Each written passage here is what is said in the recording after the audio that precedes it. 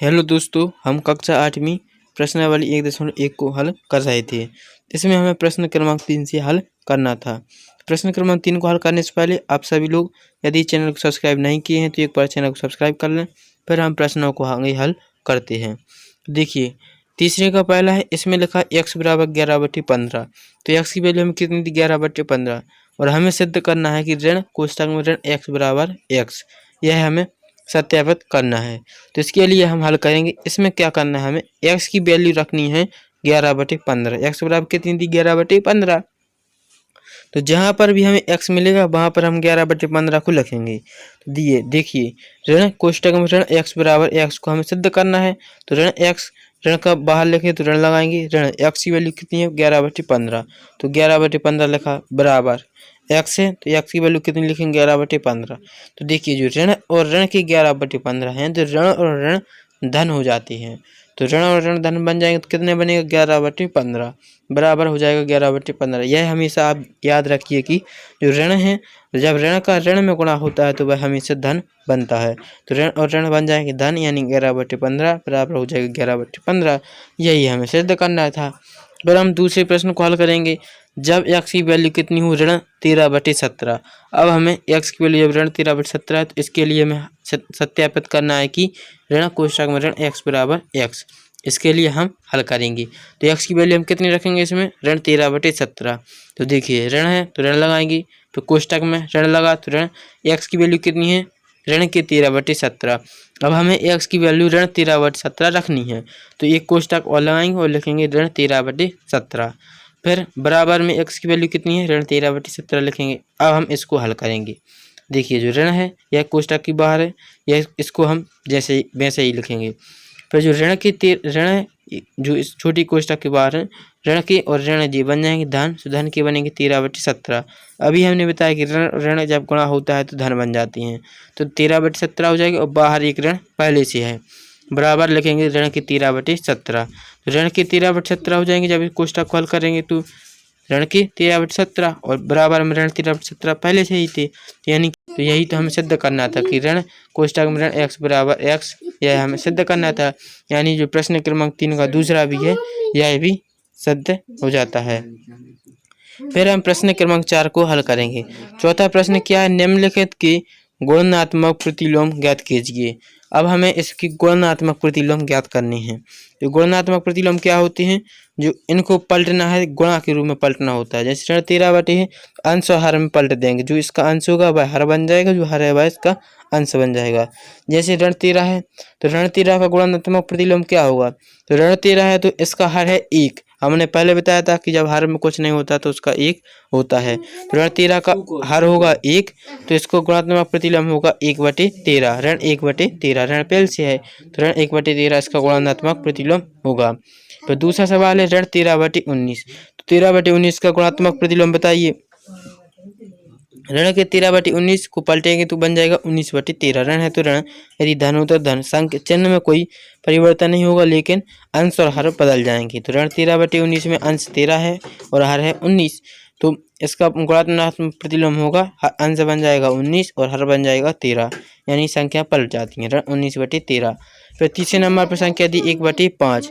तो 1/5 का गुणात्मक प्रतिलोम होगा 5/1। ऋण 5/8 गुणित ऋण 3/7 का गुणात्मक प्रतिलोम बताना है। तो इसको हम दो तरह से कर सकते हैं। एक तो यह है कि ऋण 5/8 गुणित ऋण 3/7 को पहले हम हल करेंगे। तो ऋण 5/8 गुणित ऋण 3/7 को हल करेंगे, कितना आएगा? 15/56। 15/56 आएगा। फिर इसका हम प्रतिलोम निकाल लेंगे, गुणात्मक प्रतिलोम निकाल लेंगे।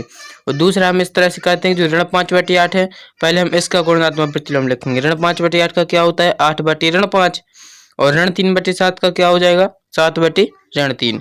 फिर इनको हल करेंगे, 8 गुणित 7 हो जाएंगे, 8 7 56, और ऋण 5 गुणित ऋण 3 होंगे तो 15, और ऋण बन जाएंगे धन।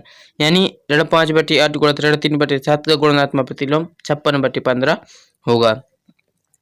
फिर पांचवें नंबर के सवाल पर क्या लिखा? ऋण 1 गुणित ऋण 2/5 का गुणात्मक प्रतिलोम बताना है।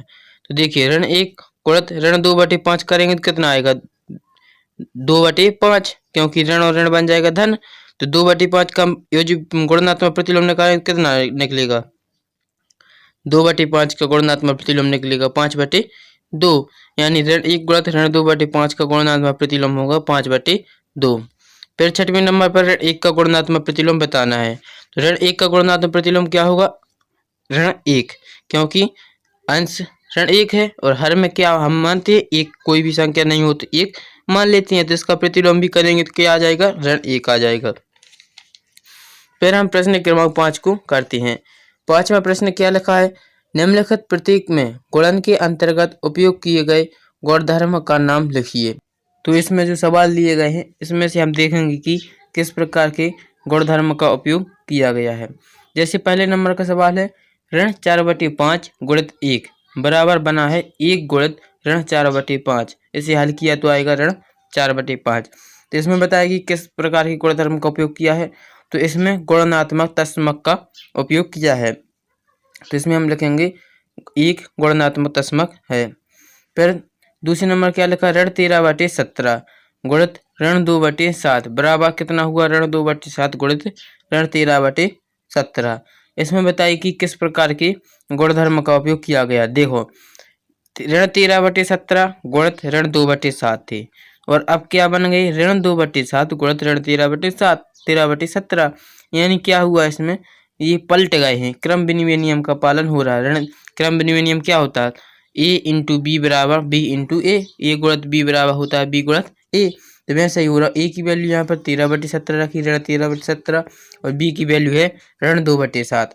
तो ए इंटू ए गुणित बी बराबर बी गुणित ए, यानी बी की वैल्यू पहले की ऋण 2/7 इंटू ऋण 13/17 है। तो इसमें हम लिखेंगे क्रम विनिमयता के नियम का उपयोग किया गया है। फिर प्रश्न क्रमांक 3 है, इसमें लिखा ऋण 19/29 गुणित 29/19 बराबर 1 हुआ। तो इसको बताइए कौन से गुणधर्म का उपयोग हुआ है। तो देखिए, पहले थे ऋण 19/29, अब इसे कर दिया है 29/19, यानी संख्या अंश और हर कब पलटते हैं? गुणनात्मक प्रतिलोम में। गुणनात्मक प्रतिलोम होता है, इसमें अंश हर में पलट जाता है। तो इसमें हम लिखेंगे गुणनात्मक प्रतिलोम का उपयोग किया गया है। इस तरह से हम प्रश्न 5 को हल करेंगे। फिर हम प्रश्न क्रमांक 6 को देखते हैं। 6वां प्रश्न है, 6/13 को ऋण 7/16 के व्युत्क्रम से गुणा कीजिए। अब हमें क्या करना है? जो ऋण 6/13 को ऋण 7/16 के व्युत्क्रम से गुणा करना है। देखिए, ऋण 7/16 इसका व्युत्क्रम क्या होगा? व्युत्क्रम क्या कहलाता है? अंश और हर में बदल जाना। अंश है जो हर में बदल जाएगा, हर है बाय अंश में। ऋण 7/16 का व्युत्क्रम होगा ऋण के 16/7। ऋण 7/16 है तो इसका व्युत्क्रम करेंगे तो कितना आएगा? ऋण 16/7। अब देखो, अब हमें प्रश्न में लिखा गया जो 6/13 को ऋण 7/16 के व्युत्क्रम, ऋण 7/16 का व्युत्क्रम हुआ कितना? ऋण 16/7, यानी 6/13 का गुणा हमें ऋण 16/7 से करना है। तो करेंगे गुणा 6/13 गुणित ऋण 16/7 बराबर कितना हो जाएगा? 16 × 96 और 13 × 91। तो ऋण 96/91 इसका सही आंसर होगा, ऋण 96/91। फिर हम प्रश्न क्रमांक अगला करते हैं।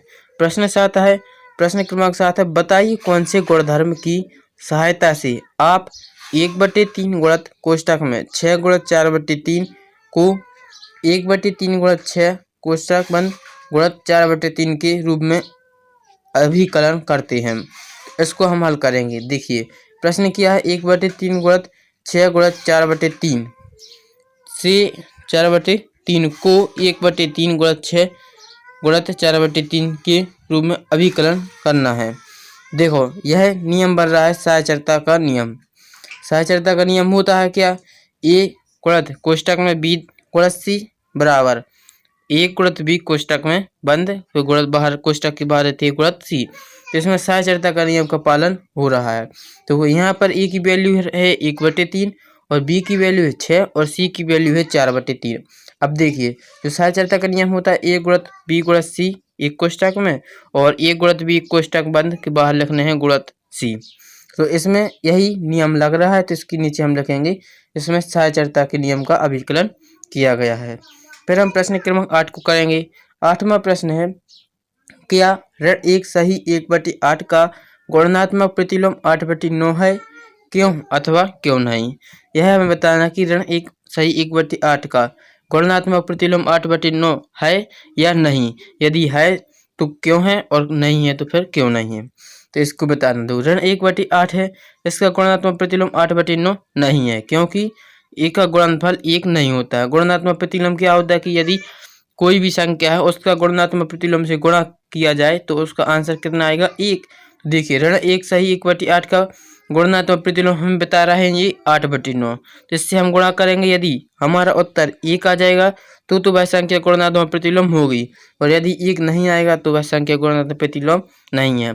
ऋण 1 सही 1/8 का गुणा हमने किया 8/9 में, तो ऋण 1 सही 1/8 को लिखेंगे ऋण 9/8। इसको कैसे लिखते हैं, 8 का गुणा पहले 1 में पड़ा, 8 एकम 8, और ऊपर कितनी है अंश में 1, उसको जोड़ देंगे तो 8 एकम 8 और एक अंश में थी 9, 9/8, यानी ऋण 9/8 में हम गुणा 8/9 का करेंगे तो उत्तर आएगा ऋण 1। हमें जबकि उत्तर कितना चाहना था, 1, जो ऋण 1 आ रहा, यानी यह संख्या गुणात्मक प्रतिलोम नहीं है। फिर हम प्रश्न क्रमांक 9 करेंगे। 9वां प्रश्न क्या है, 3 सही 1/3 का गुणात्मक प्रतिलोम 0.3 है, क्यों अथवा क्यों नहीं। अब हम यह प्रश्न पूछा गया है कि 3 सही 1/3, यानी यह प्रश्न है जो 8वें ही प्रश्न के जैसा है, अकेली संख्या बदल दी है। प्रश्न क्या है, 3 सही 1/3 का गुणात्मक प्रतिलोम 0.3 है कि नहीं, यह हमें बताना है। तो देखिए 3 सही 1/3 का हम क्या करेंगे, इसका गुणात्मक प्रतिलोम से गुणा करेंगे, जो हम गुणात्मक प्रतिलोम दिया है उससे इसका गुणा करेंगे, और यदि 1 आ गया तो वह हमारा संख्या कैसी गुणात्मक प्रतिलोम है, और यदि नहीं आता तो हम लिखेंगे यह संख्या गुणात्मक प्रतिलोम नहीं है।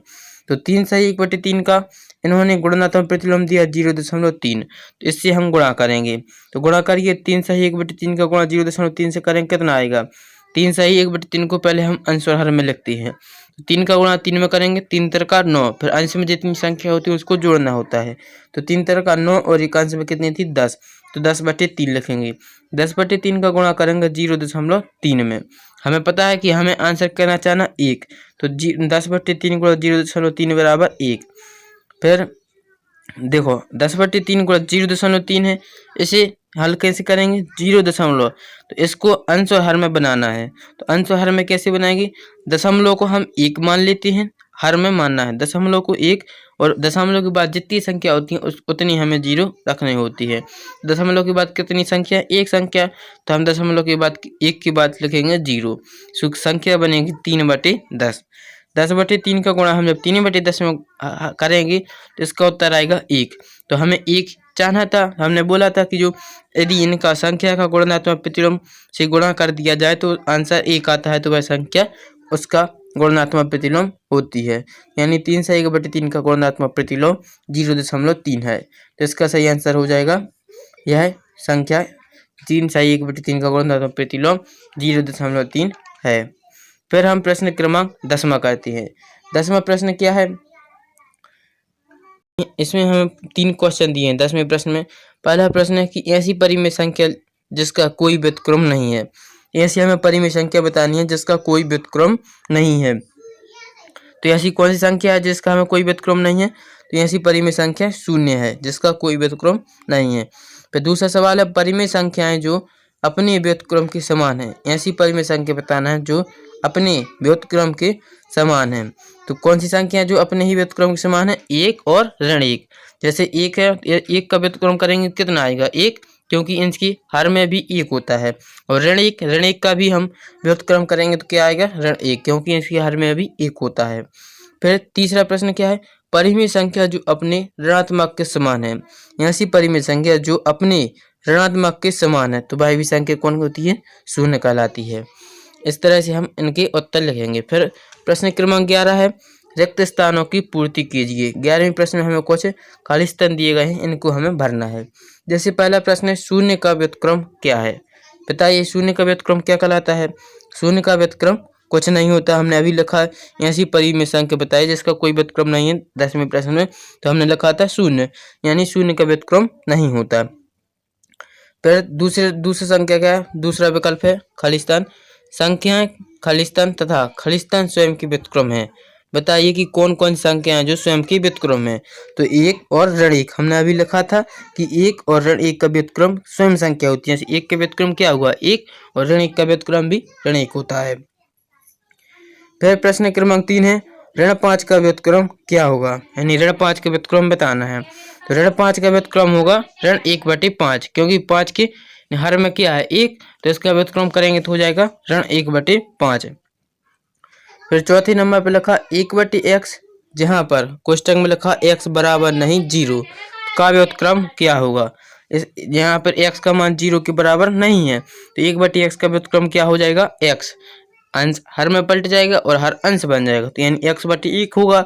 1 को हम नहीं लिखते, तो यानी इसका व्युत्क्रम x होगा। फिर प्रश्न क्रमांक 5 में 2 परिमेय संख्याओं का गुणनफल हमेशा खालिस्तान होता है। 2 परिमेय संख्या का गुणनफल हमेशा खालिस्तान होता है। बताइए कि 2 परिमेय संख्या का गुणनफल क्या होता है। देखिए हमने अभी गुणधर्म में पढ़े थे कि 2 परिमेय संख्या है, उनका गुणनफल क्या होता है, एक परिमेय संख्या होता है। तो इसमें हम लिखेंगे परिमेय संख्या।